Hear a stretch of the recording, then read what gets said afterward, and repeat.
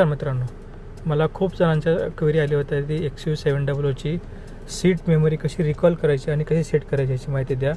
तर आज आपण त्यावरती व्हिडिओ बनवत आहोत. जशी आता आपल्याला पहिली तर सीट ॲडजस्टमेंट करण्यासाठी हे बटन येतं, ज्याने की याने मागं होते, याने पुढं होते आणि याने रिक्लाईनसाठी आहे, अप आणि डाऊनसाठी, आणि आपल्याला वरती पण याने घेता येते. ह्या हिशोबाने आपल्याला जशी पाहिजे तशी ह्याच्या बटनांचा वापर करून आपली जशी पाहिजे तशी सीट सेट करा.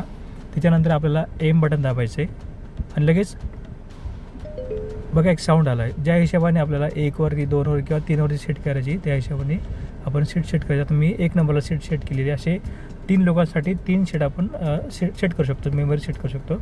आता ही मेमरी 1 नंबरला सेट झालेली आहे. मला नेक्स्ट टाईम कोणीतरी आलं आणि चेंज केली सगळी सेटिंग, तर मला माझी रिटर्न घ्यायची, तर आपल्याला परत सेट करायचे काम नाही. फक्त आपल्याला आता ही उदाहरणार्थ पहिले मी डिस्टर्ब करून दाखवतो. आता पूर्ण डिस्टर्ब झालेलं आहे.